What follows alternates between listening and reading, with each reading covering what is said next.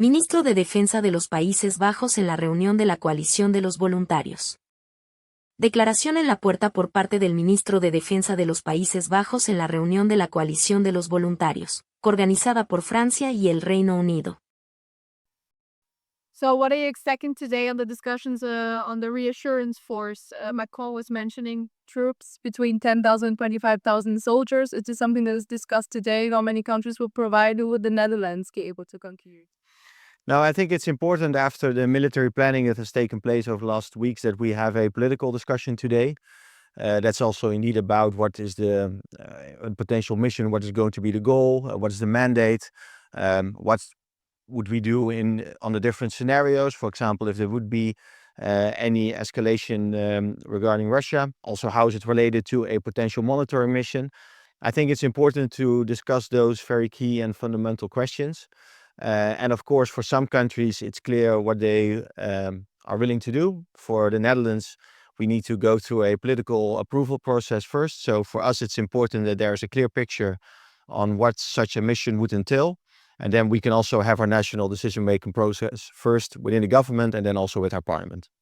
Well, should see force either without that US. So this euro is strong enough. Sorry, just very quickly, how successful do you think a reassurance force would be though without that backstop support from the US? It really depends. So of course, to have the US on board, also when it comes to some enablement, I think it is important. And of course, it is good if the United States is very explicit about its support and backstop. But it really depends on the mission, to what extent the US involvement is needed. So we need to discuss that in more detail.